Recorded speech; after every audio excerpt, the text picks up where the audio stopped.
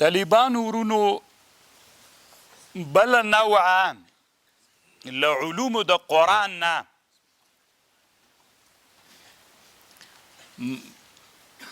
معرفت سبب د نزول د قرآن دام یو اهم بحث ده. علماو په دې باندې مستقل کتابونه جوړ کړي دي.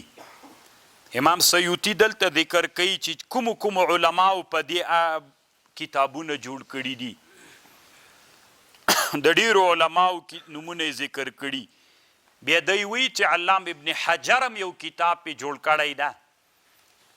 ما سره سته طالبانو دا کتاب وروستنیو ورځو کې بیا زه تاسو ته بحث هم له دې کتاب نه کوم. العجاب دا د هغه کتاب د ابن حجر، خو سیوطي د خپل کتاب بیا ډیر صفت کړی ده. وی ما چې بیا کوم کتاب جوړ کړی هغه ډیر حافل او غټ کتاب ده. لباب النقول فی اسباب النزول. رښتیا وی طالبانو په خپل باب کې د کتاب نه کتاب نشته ده. مستقلم چاپ ده او د بعضو کتابونو په هوامشو په حاشیو باندې چاپ ده. په تفسیر ساوي څه په بیضاوي چې حاشیه ده د دې په ذیل باندې چاپ ده. اوس مستقلم پیدا کیږي لباب النقول فی اسباب النزول چې دا د امام سیوطي کتاب ده. خو دا هم ډیره اهمه موضوع ده. علامه شیخ الاسلام ابن تیمیه رحمه الله نه امام سیوطي نقل کوي. هغه وی دا یو ډیر مهم علم ده. ځکه علم په سبب باندې علم په مسبب باندې راولي، علم په سبب علم په مسبب باندې راولي. نو دا ډیر مهم علم د علم د اسبابو د نزولو. که چاته علم د اسبابو د نزول نه وي نو دی د آیات ترجمه غلطه کوي او په هدف نه پوهیږي. بې مثال راوړی ده. دو صحابه ول طالبانو، یو عثمان ابن مزعون نومیده، یو عمرو ابن معدي کروب نومیده. دا دواړه صحابه چې ول دوی به ویلې دا شراب څه دي دا حلال دي. صحابه ول استدلال به الآیات نه کو. له دغه آیات نه لیس علی الذین آمنوا وعملوا الصالحات جناح فیما طعموا. له دې آیات نه به استدلال کو. ګناه نسته د هغه کسانو چې ایمان یې راوړي او عملونه صالح کوي فیما طعمو. نو کله چې په هغه باندې پوه سول د دې آیات په شان نزول چې پوه سول بیا دوی پوه سول چې نه دا خو داسې نه ده. دا اصل کې د آیات شان نزول داسې و. طالبانو دا د شرابو حرمت د بدر د احد په جهاد کې نو نازل سوی. په هغه سهار باندې چې د احد جهاد کې صحابه شهیدان سول په دغه سهار هم صحابه او شراب خوړلي وو. حرام نه ول په دې زمانه کې. نو بیا وروسته له دې نه حرام سول. چې حرام سول صحابه خپل منځ کې غږېدل چې مخکې چا خوړلي هغوی به څنګه کوي. چې مخکې چا خوړلي ول شهیدان دي هغوی ګناه به څنګه وي. الله دا آیات را نازل کړ. لیس علی الذین آمنوا وعملوا الصالحات جناح فیما طعموا. هغوی باندې ګناه نسته ځکه هلته څوک نه و راغلی، حرمت نه و راغلی. نو شان نزول د چې واورېد اوس پوه سولې چې دا مطلق نه ده، دا تنادي چا په حق کې ده؟ دغه شهیدانو چې مخکې د شهیدان سوي هغه صحابه چې وفات سوي ول د هغوی په حق کې نازل ده. نو چې کله ته د آیات شان نزول درته معلوم نه وي دومره لویې غلطي کې واقع کېږي وي شراب څوک دي، وی شراب حلال دي. یس استدلال تر نه کوي. اوس طالبانو الله قرآن کې وایي فاینما تولوا فثم وجه الله. هر طرف ته دې چې مخ واړوم هغه طرف ته الله ده. نو خو دې نه معلومیږي چې استقبال د قبلې څوک نه ده. فرض و شرط نه ده کنه که داسې مونځ کوي که داسې کوي که داسې کوي که داسې کوي کوی. د آیات نه استدلال کوي. اما چې ته کله دې هغه واورې څه ورته وایي شانې نزول یې واورې نو بیا تا ته معلومات کیږي چې دا ځان ته یو شانې نزول لري.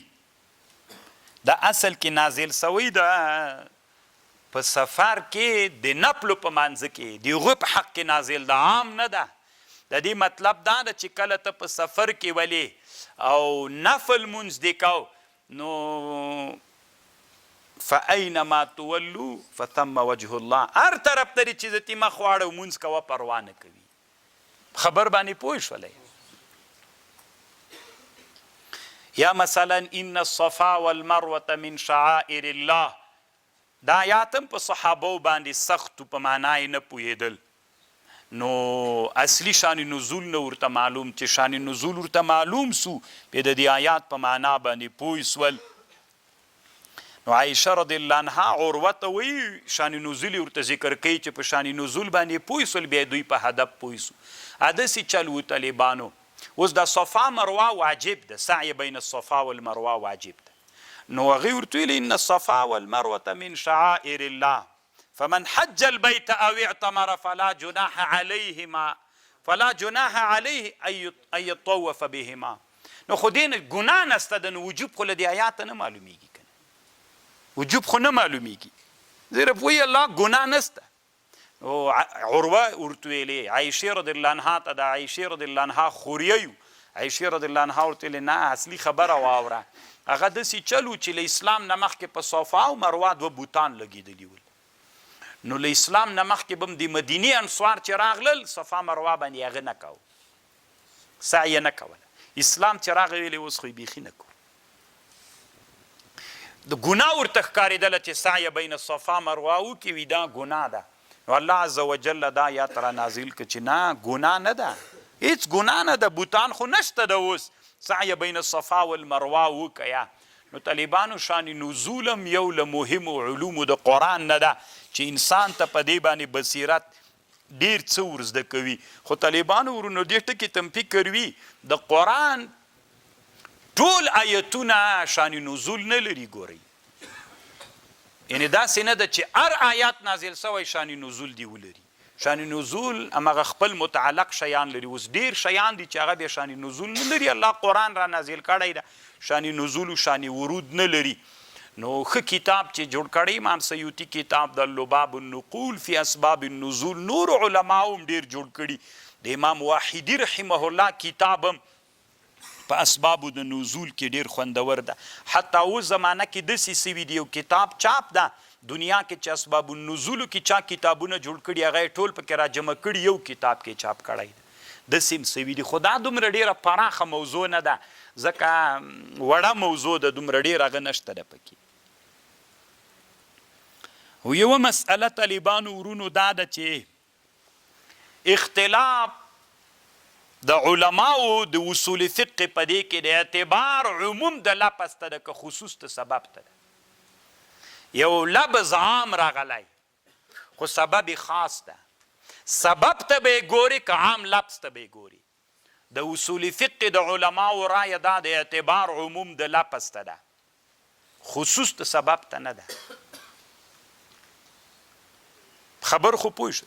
اوس ګوري طالبانو دباغ الادیم طهور حدیث ته دا د رسول الله صلی الله علیه اصل سبب دا د میمونې رضی الله عنها په څه مړ سوي کشکوي ایسته اچاو. نبی علیه السلام ورته ویلي دباغ الادیم طهور، پوستکی راوباسئ دباغت یې وکئ بس پاکیږي. نو سبب خو یې هغه خاص و، خو اوس خو دا لفظ عام ده. دباغ الادیم که د میمونې رضی الله عنها پسه وي او که په بله زمانه کې یو څوک پسه څوک کي.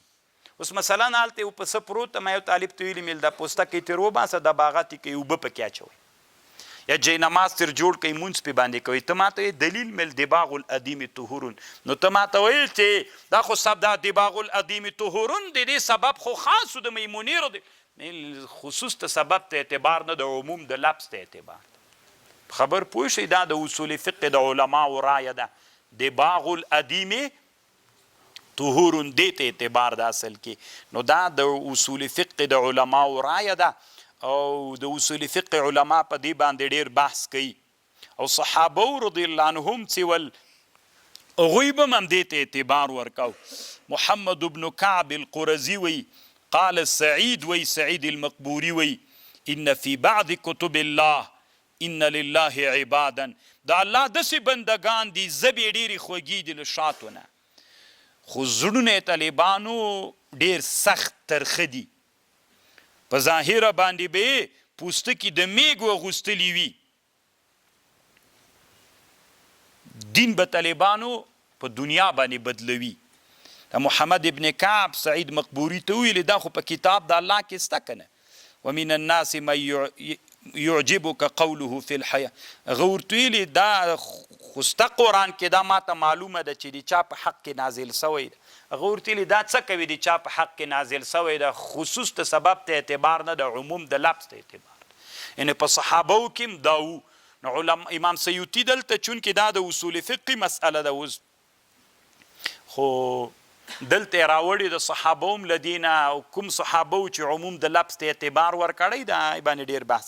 اوس ګورې اذا قرئ القرآن فاستمعوا له وانصتوا دا خو د خطبې په حق کې نازل سوی اصل کې، خو لفظ عام ده. اذا قرئ القرآن چې قرآن ویل کېده چپ سه غوږ ورته ونیسه. تنا د خطبې په حالت کې او که موږ اوس قرآن وي دلته هم دا خطبه نه ده. په مانځه کې هلته هم استماع واجب د چپوالی خو چاته اعتبار ده خاص سبب ته خاص خو تنه د خطبې حالت کې بیا د استماع انصات وسي. اما نه اعتبار چاته ده عموم د لفظ ته عام. اذا قرئ القرآن فاستمعوا له. اکه خطبه ولا اکه لمونځو اکه دغسې تلاوت ټولو کې به څوک کوي. خو وروسته طالبانو بیا درته بحث کوم د قرآن استماع فرض کفایي د طالبانو که فرض عین ده. د قرآن استماع فرض کفایي ده که بعضو واورېدله د نورو غاړه خلاصېږي. ښه دې ته هم فکر وي. ګورئ طالبانو مولیان ډېرې نخرې پې کوي په دې. اسانه مسله ده. تفسیر مظهري کې لیکلي دي هلته الف لام عهدي د طالبانو اذا قرئ القرآن چې چا دپاره قرآن ویل کېده په هغوی باندې استماع او انصات واجب ده، په نورو نه. اوس طالبانو زه امام یم، تاسو دلته ودرېدلم قرآن مې ویلې، زه قرآن چا دپاره وایم؟ تاسې دپاره. په تاسې استماع واجب ده. باندې کلي کې چې کوم خلک دي په هغوی استماع واجب نه ده. الف لام عهدي د ابن هغه وایي تفسیر مظهري والا اذا قرئ القرآن کله چې ویل کېده قرآن د چا دپاره دغه معهودو خلکو دپاره په هغوی استماع واجب ده. خطبه کې قرآن چا دپاره ویل کېږي؟ هغه ناستو خلکو دپاره. نور خلک چې دلته نشته په هغوی استماع که لاسپیکر کې غږ ورځي که نه ورځي په هغوی استماع واجب نه ځکه د هغوی دپاره خو نه ویل کېږي. دې ټکې ته هم فکر وي طالبانو. اوس که موږ او تاسې دلته لاسپیکر ودرو دا ترجمه پکې کوو ښځو باندې استماع واجب نه ده. یو خدا ده چې استماع د قرآن فرض کفایي ده. شامي وایي چې فرض کفایي سوله چې تاسې واورېدله د هغوی غاړه خلاص سوله صحیح شوله یو. او بل دا ده زه چې دا تلاوت کوم ترجمه کوم تاسې دپاره کوم که د هغوی دپاره تاسې دپاره. نو په هغوی باندې څوک نسته ده. الف لام عهدي د طالبانو. په دې بیا وروسته طالبانو بحث کوو انشاءالله. خو دا علامه ابن تفسیر مظهري په ټولو تفسیرونو کې ډېر ښه بحث په دې موضوع باندې چې کړی ابن کثیر هغه کړی ده مظهري مولا کړی ده او ډېر آیتونو نه استدلال کړی او حق هم له ده سره ده. تاسې دې الله علما کې الله دې د دې حق درکړي چې ډېره پلټنه وکړي بیا درته معلومات کېږي چې دا ډېره خوندوره رایه ده. اعتبار عموم د لفظ ته ده نه چاته. او یو ټکی دا ده چې په اسبابو د نزول کې به له ځانه خبر نه کوي. په اسبابو د نزول کې به له ځانه خبر نه کوي. نقل ته به غوږ دی. دلته اجتهاد کار نه کوي طالبانو. څوک کار نه کوي؟ اجتهاد کار نه کوي. دلته به نقل ته اعتبار ورکوي.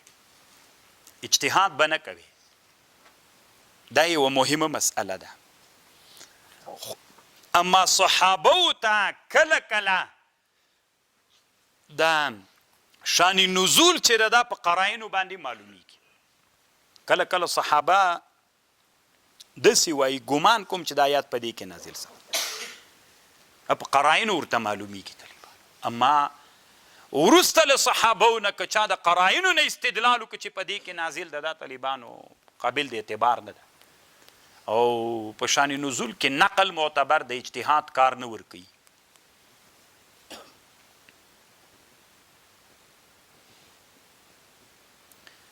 طالبانو کې یو صحابي وویلې چې پلانکای آیات چې نازلیدو زه په دغه وخت کې حاضر وم. دا حدیث طالبانو مسند حدیث ده. خبر پوه شو که صحابي وویلې چې زه د آیات چې نازلیدو زه حاضر وم دا مسند حدیث.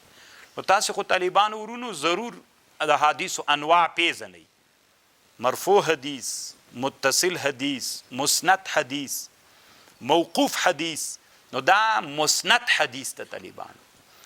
اما د علماو په دې کې اختلاف ده. علما وایي که یو صحابي داسې وایي چې دا حدیث شان نزول یې دغه و، دا خو مسند حدیث ده بالاتفاق. یو صحابي وایي چې دا آیات دغه شان نزول و، نو دا مسند حدیث ده. خو که یو صحابي داسې ویلې چې له دغه حدیث نه دغه مسئله را دغه آیات نه دغه مسئله را مستنبته سوی، دغه آیات چې نازل سوی ده د دغې مسئلې دپاره نازل سوی دی، دې کې طالبانو اختلاف چې دا مسند حدیث ده که نه ده. امام بخاري وایي دا مسند حدیث ده، نور علما وایي چې دا مسند حدیث نه ده. دا د علمي حدیثو موضوع ده طالبانو. ښه دا بیا تاسې مصطلحاتو د علمي حدیثو کې نور بحث ته ورځئ بیا پسې. مثلا هغه کې التدریب الراوي کې یا فتح المغیث علی الفیة العراقي کې یا نور کوم کتابونه چې مصطلحاتو د علمي حدیثو دپاره جوړ دي، دا موضوع ته رغجې تړاو لري. خو الله دې وکړي چې د ما په خبر خو دلته تاسې پوهي صحابي داسې ویلې دا آیات شان نزول دا او دا مسند حدیث ده. که صحابي داسې ویلې چې له دغه آیات نه دغه مسئله راووتله او د دې مسئلې دپاره نازل سوی، دې کې اختلاف ده. استنباط خود دا به طالبانو د امام بخاري په رایه مسند حدیث ده، خو د نور علماو په رایه باندې مسند حدیث نه ده طالبانو ته.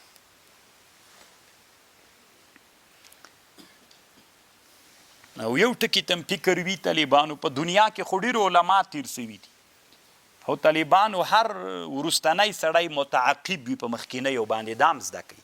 هر هغه عالم چې وروسته زمانه کې تیر سوی په مخکینیو علماو باندې تعقیب کوي، ایبن یا رد کوي یا خبره مني یا وایي دا مطلب ده یا دا مطلب ده. دا عادت د دنیا ده. امام واحدي رحمه الله لیکلي وایي د سورة پیل شان نزول هغه قصه د حبش ولا چې بیت الله ته راغلل. تاسې په خبر ځان الم تر کیف فعل ربک، دې شان نزول چی؟ امام واحدي وایي شان نزول دا و چې هغه اویا کاله که څومره کاله مخکې هغه اصحاب الفیل د ابرهه لښکر چې بیت الله ته راغی، هغه وایي شان نزول د امام سیوطي وایي نه دا غلطه خبر ده. شان نزول به هغې طالبانو چې په همدغه وخت کې نازل سوي، که هغه واقعه ډېره مخکې تېره سوې وله بیخي د اسلام نه مخکې او زمانه کې څوک راغی، دا یو شان نزول نسی کېدلی طالبانو. امام واحدي رحمه الله چې کومه خبر کړې وي دا صحیح نه ده، دا هم ښه خبر ده طالبانو.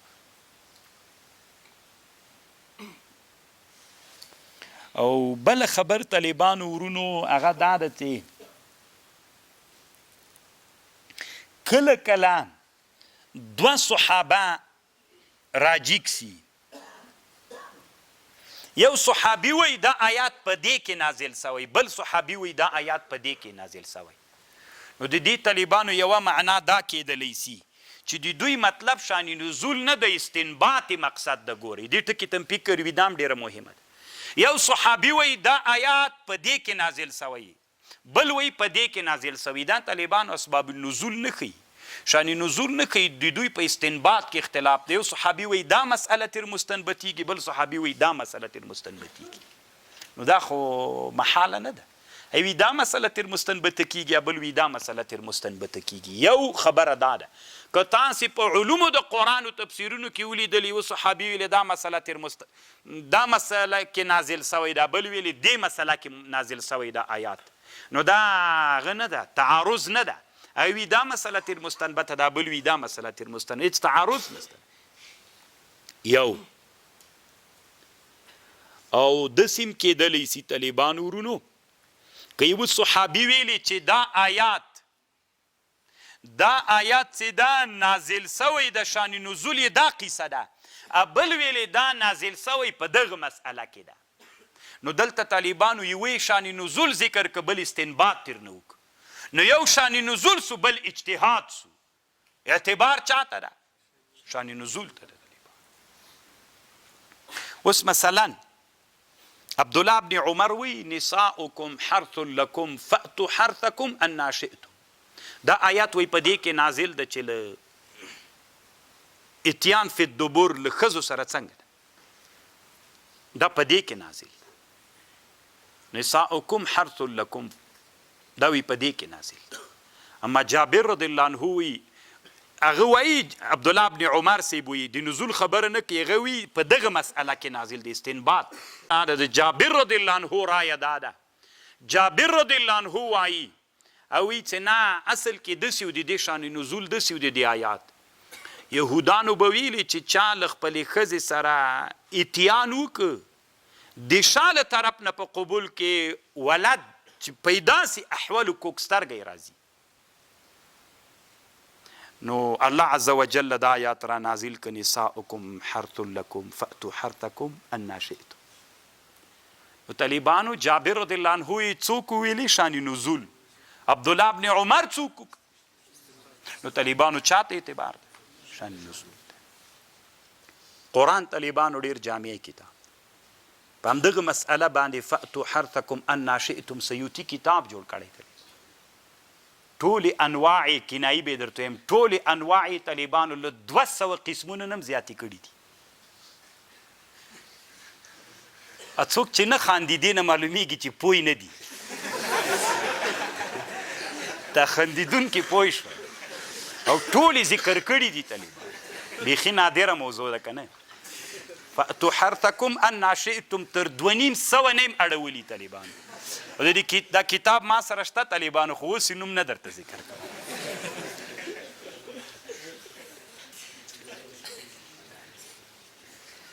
علم د طالبانو که نه علم باندې بحث ته بیخي به ورته حیرانه سي یوه خبرې طالبانو د ارجوحیم ذکر کړی دی ټال پیژنئ ستی همدومره بس ده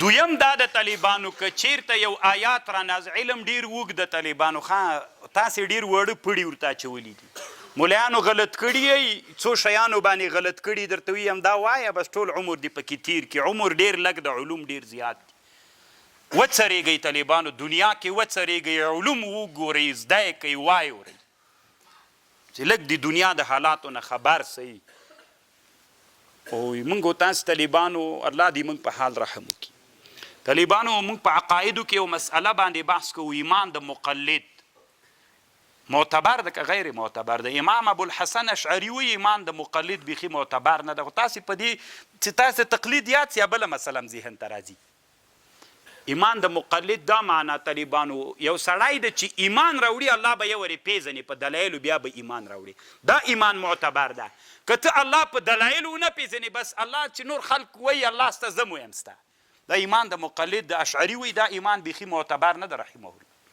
خو ښځه پرېږدئ موږ او تاسې په رایه خو ایمان د مقلد معتبر ده کم ایمان معتبر ده اولا کم ایمان ده چې ورې الله په دلایلو وپېژنې دا ایمان معتبر ده او که داسې ایمان چې پېژندلی دی نه الله بس یؤمنون بالغیب کم ایمان معتبر ده د دلایلو ایمان دا معتبر ده طالبان موږ او تاسې کم ایمان ده ایمان د مقلد متدلی ولی ابزل پسې نه ګرځو طالبانو ما سره یو کتاب ده خالق په علم د فیزیا او د فیزیک نن عصر کې طالبانو انسانان په علم فیزیک کې الله ډیر پیژني یعنی دا علم فیزیک کې د الله شتون بیخي ډیر د طالبانو واضح نننی عصر کې انسانان چې د الله په شتون باندې استدلال کوي طالبانو په علم فیزیک عربي کتاب د طالبانو انټرنیټ کې پیدا کوي الخالق وجود الخالق په علم د فیزیک نو طالبانو که دا اوس موږ فیزیک ویلی او رب مو پېژندلی استدلالا بیا به طالبانو ډېر خوند کوو بیا به ایمان د مقلد له ایمان نه ډېر افضل خو موږ وایو چې نه والله کې راباندې بله کې ته د مصنعات بالتکریر بحث یې ورې راته ووایه په صدره مبارکه کې چې جز الاعتزازا ستا که باطل ده موږ تر اوسه طالبانو په جز تاسې به سږ کال چا صدرا ویلي کم نه ده ویلې سږ کال کوم طالب و تاسې کې چې مو ویلې تا لږ څه ویلې سږ طالبانو موږ ماته هم کړه تقسیم هم کړه طالبانو دغه جز الاعتجازا نن امریکایانو چې غربي نړۍ یا دنیاوالو چې اتوم اټوم داسې یوه ذره ده چې تقسیم یې قبول کړو دې دنیا نن تقسیم قبول کړه هغه د اتوم دا هم د فزیک موضوع ده تقسیم یې کړه تاسې لږ ورګډ سئ طالبان تاسې به موږ تر اوسه دې کې قبله یې کوي نه قبله دنیا تقسیم قبول کړه کومو ځایونو ته یې بوت دومره یې تقسیم کړه چې ورته حیرانه بسې تقسیم یې کړه درښیي یې میکروسکوپونو کې موږ لګیا یې تقسیمه یې قبله یې کوي نه ډېر ښه به مخته لاړ شو انشاءالله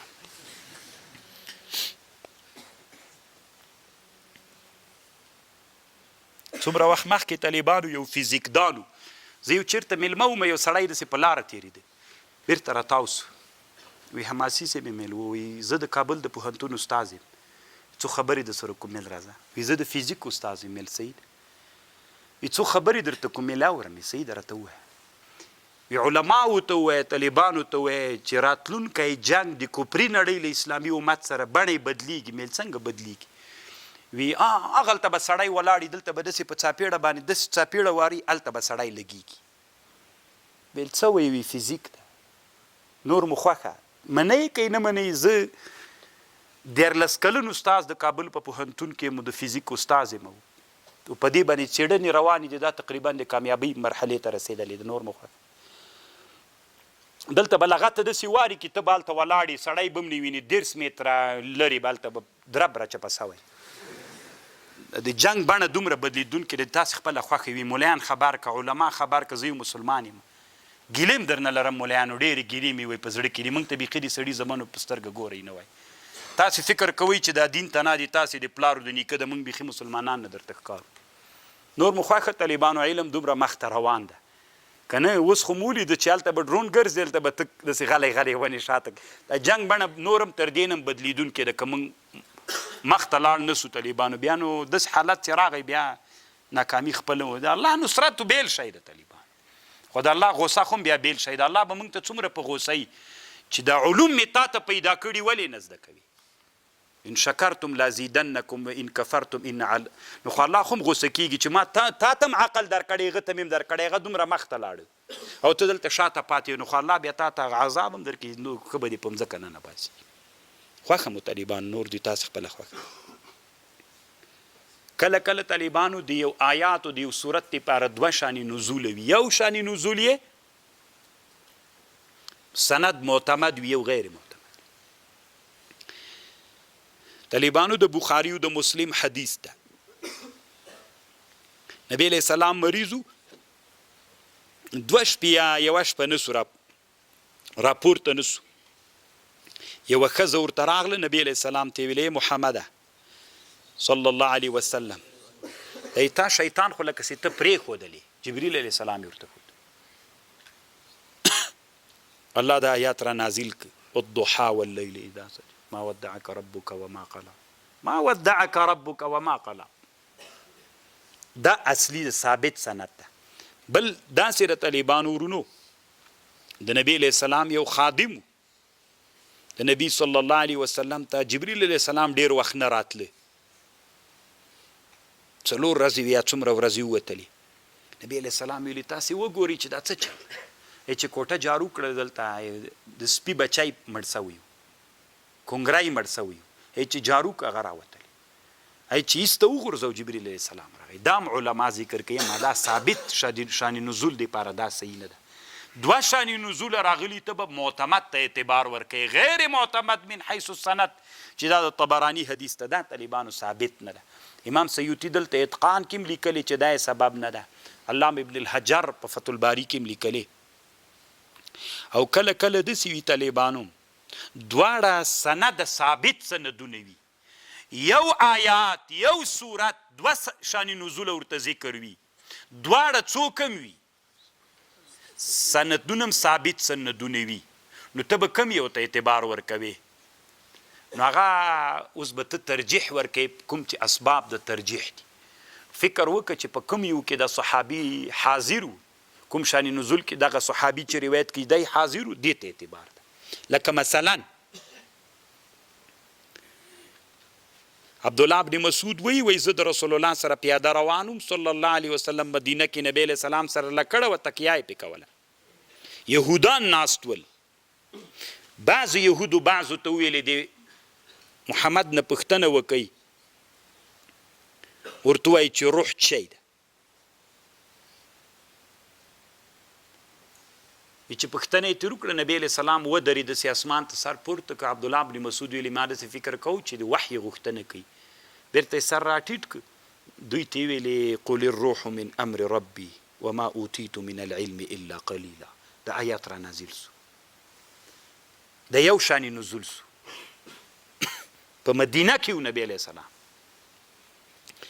دا د بخاري حدیث ته د عبدالله بن مسعود عبدالله بن عباس وی نبی علیہ السلام په مکه کې لا هجرت نه و کړی د مکې مشرکینو یهودانو ته راغلل پوښتنه یې ترې وکړله چې موږ ته داسې سوالونه راوښیي چې موږ یې له د محمد نه وکړو چې راباندې کړو هغوی ورته ویلې د روح پوښتنه ترې وکړي دلته په مکه کې مشرکینو پوښتنه ترې نه وکړله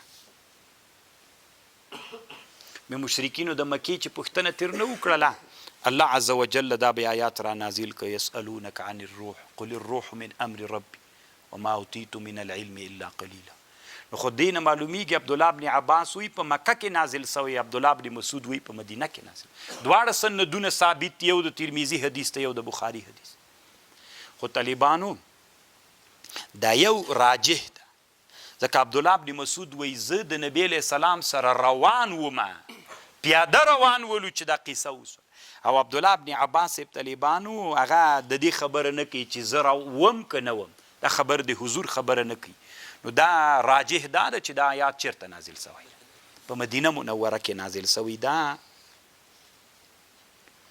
او داسې هم کېدلی سي طالبانو ورونو چې د یوې قیصې دپاره ډېر اسبابو شتون درلود آیات یو وي سببونه یې دوه یا ډېر وي داسې هم کېدلی سي او داسې سوي هم دي والذین یرمون ازواجهم آیات د لعان څه ده دا طالبانو داسې چلو دوه صحابه ول عویمر عجلاني نومېده د خپله ښځه متهمه کړې په زنا باندې وله بل سړي سره رسول الله نه یې پوښتنه وکړه رسول الله ورته ویلي دا آیات د تا په حق کې نازل ده بل صحابي و هلال ابن امیه نومېده هغه هم خپله ښځه متهمه کړې بې زنا وله بل سړي سره نو نبی علیه السلام ته راغی نبی علیه السلام ورته ویلي تا په حق کې نازل سو نو د امام سیوطي رایه دلته دا ده چې کېدلی سي چې یو آیت د دوه قصو په هغه د دوه وي څه ورته وایي دا اسباب د دوه اسباب وي او هغه د څو وي داسې ترتیب دی سوی وي دا هم کېدلی سي طالبانو ورونو اگر چې علام ابن حجر لیکلی دي چې اصل کې د دغه دواړو خبرو په هغه کې تحقیق دا د علام ابن حجر وی په فتح الباری کې د خبرې ته غوږ ونیسئ طالبانو مسلم شریف کې حدیث ده عویمر عجلانی عاصم ته ویلې وی زه شرمېږم ته رسول الله ته ورسه پوښتنه ترې نه وکړه چې یو څوک له خپلې ښځې سره بل سړی ویني څه وکړي ورسره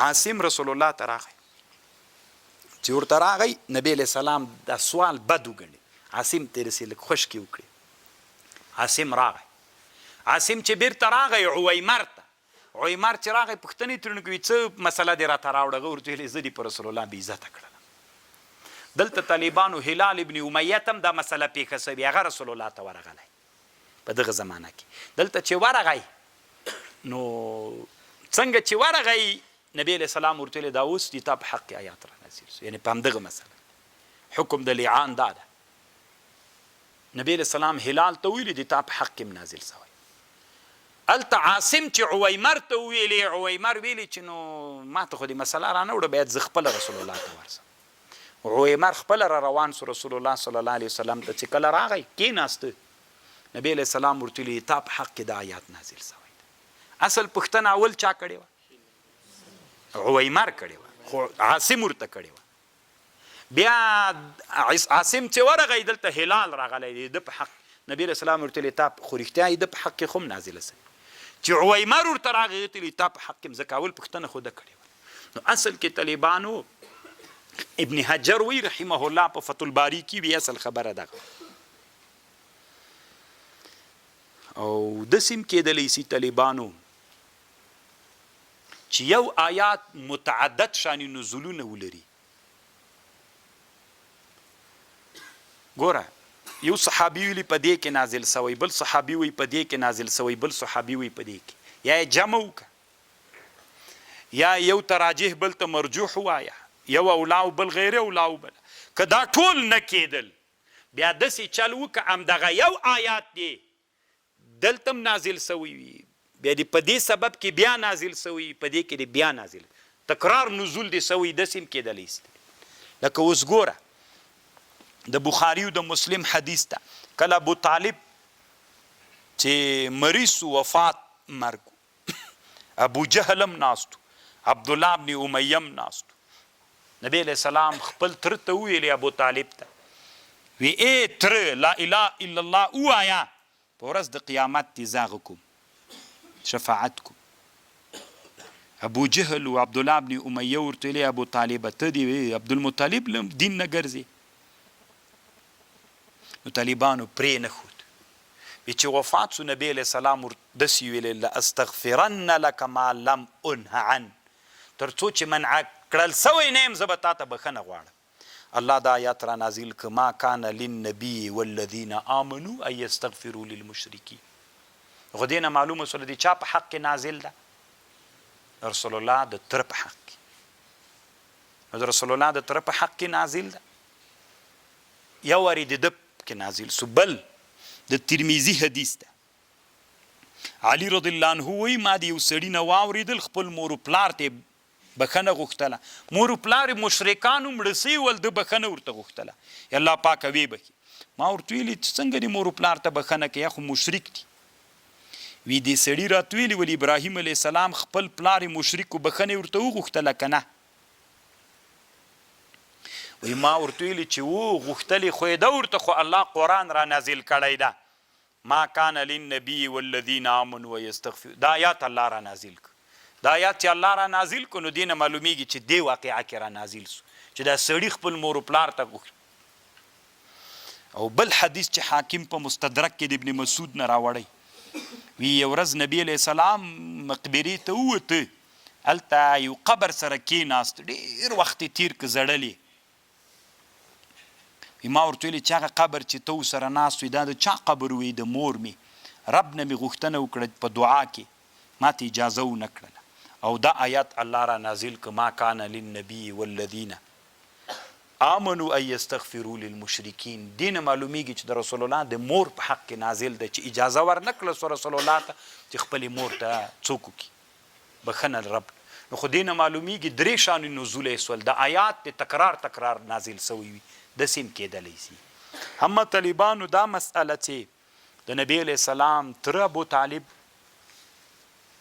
الله ایمان نه نصیب کړی، خو طالبانو کار به نه لرئ پکې، بس دا یو مسئله د پرېږدئ. روح المانی وی لعین واحد تکرم الف عین، که نه هغه یو شاعر وی دا سپی په تیږو وی سپي سره ډېره مینه وکړه، چا ورته ویلې ولې دومره مینه؟ وی دې سپي د لیلا د کلي دیوالونه لیدلي دي ځکه ما دومره مینه ورسره وکړه. نو طالبانو ورونو علما وایي چې کار به نه لرئ دې. د نبی علیه السلام د والدینو موضوع دې باندې به چېرته وروسته بیا بحث وکړو. نو علماو مختاره رایه دا ګرځولې چې دې مسئله کې سکوت وکړه، ځکه دا د عامو انسانانو مور و پلار نه دي، دا د محمد رسول الله صلی الله علیه وسلم. نو کار به نه لرئ طالبانو دې مسئله کې، داسې استغراق حالت ته به نه ننوځئ. امام سیوطي 6 کتابه په دې جوړ کړي چې د رسول الله مور و پلار مسلمانان دي. علي قاري صاحب یو کتاب جوړ کړی په دې جوړ کړی چې د رسول الله مور و پلار کافران دي، نعوذ بالله. روح المانی وی علي قاري صاحب پزه د سپیره څه په دې موضوع دی ولې کتاب جوړاو؟ ته وایي نه پوهېدې چې دا د چا مور و پلار دي؟ صحیح ده دا یې کافران دي، تا څه کار وی له دې موضوع سره چې تا په دې کتاب جوړه؟ د علي قاري صاحب کتاب هم ما سره شته طالبانو، خو ما دومره جرأت نه ده کړی چې ویې ګورم، داسې ټول یو طرف نه خوند نه راکوي. که موضوع ده بس تېره سوې ده، مونږ الله په دې نه نیسي چې زده دي و یا دې نه وزده. طالبان کله کله ډېره پوښتنه کوي، دوی فکر کوي چې دوی ته زده نه ده، که نه؟ سیوطي سے 6 غوړ کتابونه طالبانو له ما سره سته. مسالک الحنفاء فی والدی نبی المصطفى مشهور کتاب دار. سیوطیم طالبانو اصل کې سړی پی پویږي چې د رایم حق ورته معلوم ده طالبانو، خدا چې رسول الله سره ډیره مینه ده طالبانو دی دسي دغه دلایل ډیره کوي چې حیات الله نصیب کړي، بے ایمان الله نصیب کړي.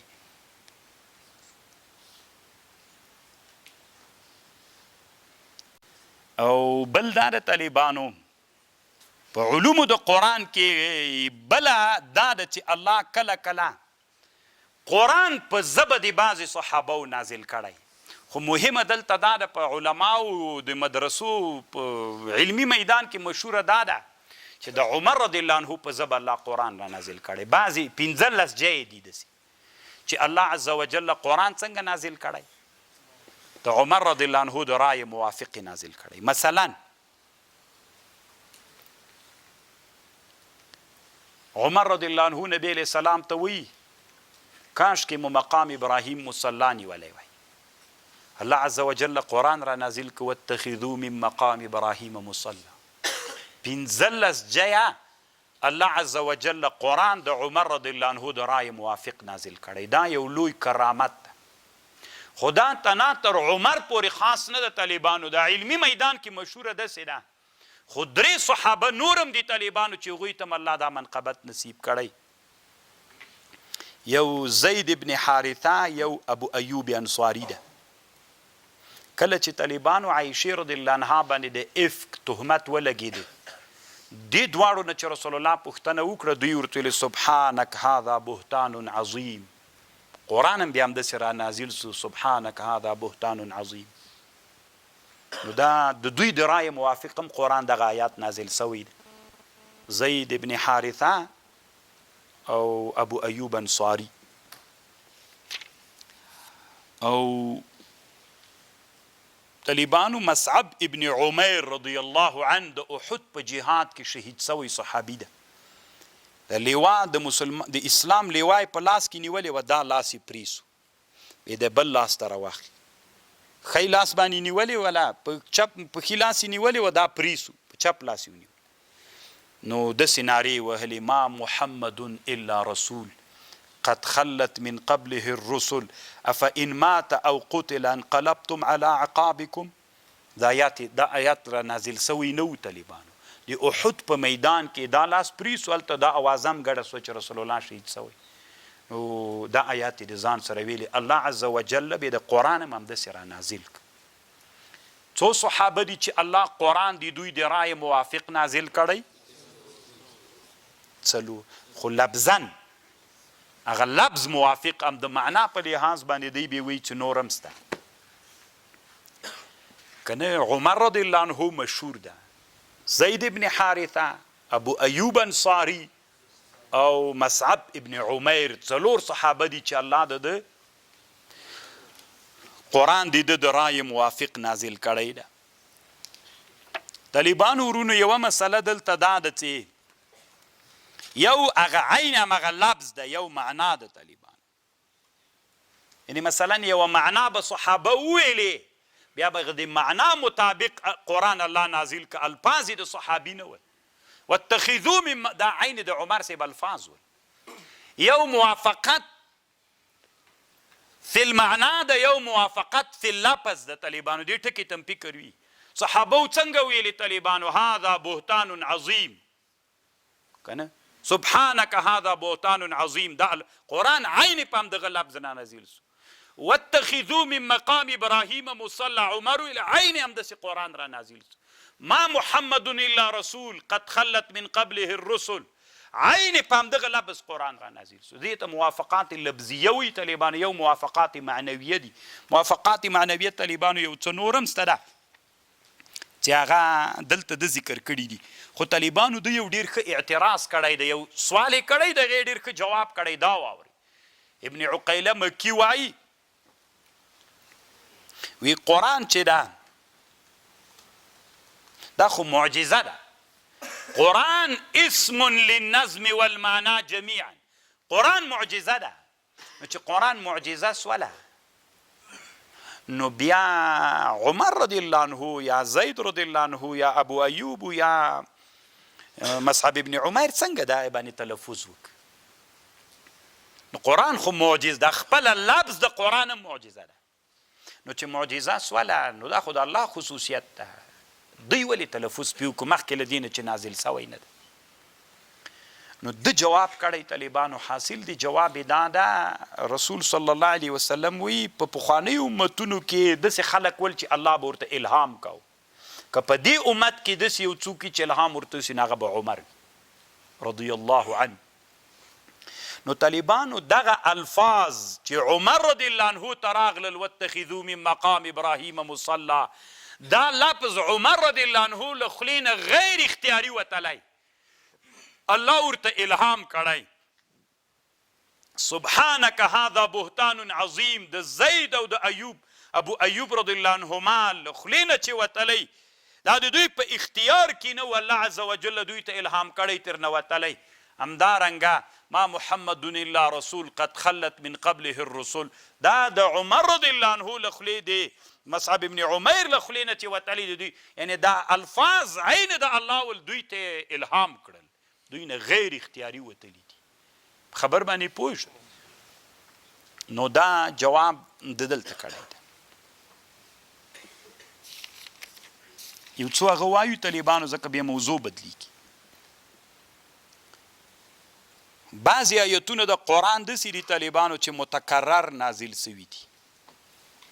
قرآن داسې هم سوی ده چې متکرر نازل سوی، یو وارې نازل سوی بیا تکرارا نازل سوی. اگر چې بعض علما دا نه مني چې قرآن د مکرر نازل سوی وي، ځکه دوی وایي دا تحصیل د حاصل راځي، یو وارې چې بیا څه پایده ده پکې. نو طالبانو ورونو محققین علما وایي چې نه پایده سته پکې، تحصیل د حاصل نه ده، پایده دا د تذکیر ده. یو وارې یو آیات را نازل سوی ده، دویم وارې بیا د تذکیرو د پند دپاره نورو فوایدو دپاره بیا نازل سوی. قرآن کې داسې آیتونه سته چې هغه مکرر الله عز وجل نازل کړي دي. ما کان للنبي والذین آمنوا اقیم الصلاة طرفی النهار، دا طالبانو الله عز وجل مکرر نازل کړي. نور داسې آیتونه هم سته چې الله عز وجل مکرر نازل کړي. جمال القرآن د امام سخاوي کتاب د دې کې فاتحه الحمدلله هم ښودلې چې 2 وارې نازله سوي، الحمدلله هم وي 2 وارې نازله سوي. یو بله موضوع طالبانو ورونو چې ډیره نادره ده هغه دا ده چې حکم څه وخت نازل سوی؟ مخکې نازل سوی؟ نه، آیات مخکې نازل سوی، حکم یې وروسته راغلی. آیات په مکي ژوند کې نازل سوی، حکم یعنی مدني ژوند کې بیا طالبانو سوی. دا هم ډیره نادره موضوع ده. آیات په مکی ژوند کې نازل ده، حکم یې بیا څه وخت ده؟ قد افلح من تزکا وذکر اسم ربه فصلا، دا آیت طالبانو مکی ده. دا په صدقه فطر کې نازل ده، صورت مکی ده، صورت او په صدقه فطر کې د اختر په اړه نازل ده، په زکات کې نازل ده. نو په هغه کې په مکی ژوند کې خو نه اختر و نه روزه و نه زکات په مکی ژوند کې، دا خو د مدني ژوند دي. نو څنګه الله وایي قد افلح من تزکا وذکر اسم ربه صلی، دا آیتونه د چا دي؟ د مکی ژوند. په مکی ژوند کې نه زکات و نه روزه و نه اختر و. آیتونه په مکی ژوند کې نازل سوي، حکمونه یې بیا ورستنی دي. دا هم طالبانو یوه نادره موضوع ده په علومو د قرآن کې. یا سیهزم الجمع ویولون الدبر، دا آیات هم طالبانو مکی ده، مکه کې نازل سوی. بیا دریم یا څلورم کال باندې د بدر په جهاد کې، دریم کال د بدر په جهاد کې طالبانو التا الله عز وجل حکم نازل که سیهزم الجمع ویولون الدبر، شکست به وخوري د ابوجهل لښکر او د ابو سفیان په مشرۍ د مکې نه راغلې ډله، ویولون الدبر، شاګانې به راواړي تیښته به کوي. حکم یې بیا څه وخت راغی؟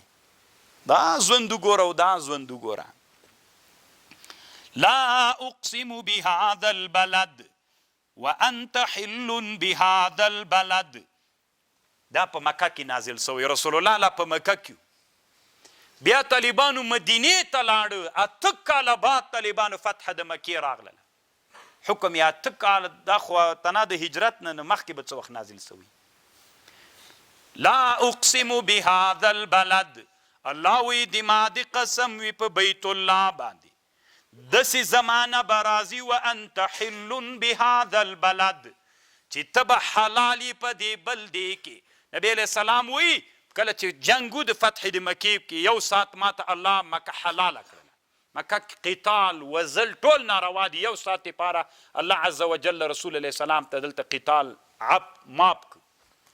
وخت آیات نازل سوی، مکی ژوند د مدني ژوند ته خبر لاړه. 8 کاله بعد فتح د مکې راغله، حکم یې څومره ډېر وخت بعد راغله. لا اقسم بهذا البلد، یعنی قسم می دی په دې بلدې، وانت حل بهذا البلد، مخکې له مخکې نه زیری ورک. جاء الحق وزهق الباطل ان الباطل كان زهوقا وما يبدئ الباطل وما يعيد. دا طالبانو مکی آیتونه دي، مکه کې نازل دي. رسول الله صلی الله علیه وسلم مدینې ته راغی، 8 کال فتح د مکې چې راغله. بوتان چې ولاړل په بیت الله کې د فتح په کال بوتان چې نړول، نبی علیه السلام ویلي جاء الحق وزهق الباطل ان الباطل كان زهوقا. حکم یې بیا څه وخت راغی، ډېر وروسته راغی. دا یو. او دویم دا د طالبانو ګوره نزول مخکې راغلی، حکم یې وروستی راغی. بل حکم مخکې راغلی، نزول وروسته راغی. طالبان دا هم بیخي نادره ده. دا مو چې طالبانو د عقل تجویفونه مخالي ورسره بلد یې. طالبان حکم په مکه کې راغلی، دا آیات هغه دغه حکم چې په کوم آیات پرځېږي هغه چېرته راغلی؟ بیا په مدینه کې راغلی. دا څه نادره ده، ته اوس ورته ګوره. طالبانو په مکه مکرمه کې اودس فرض و، په مکه مکرمه کې منځونه مالته وکړل. نبی علیه السلام چې اسرا ته لاړو، معراج ته څه وخت لاړو؟ په مکي ژوند کې. خو هلته منځونه فرض ول، دا 15 واړه منځونه هم فرض و او اودس هم فرض و. بیا طالبانو دا راځه بیا مدني ژوند ته. په مدني ژوند کې طالبانو الله عز وجل دا آیات را نازل کړ. د عایشې رضی الله عنها، عایشه رضی الله عنها وی سفر ته روانو، د بخاري حدیث ته وی دماغ اړکۍ غورځېدلې و. په بیدا کې یو ځای ده، موږ مدینې ته ننوتلو. نبی علیه السلام خپله اوښه چوکړله، اوښې نه راکته سو.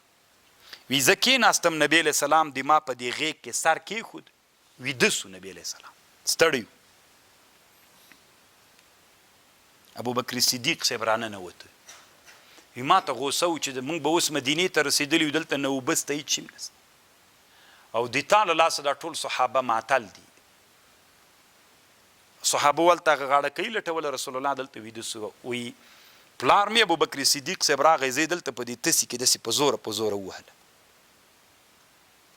خو دا ځکه ونه ښورېدلم چې رسول الله ویده و. خو که رسول الله وي خو یې بیا طالبان نه سو وهلی.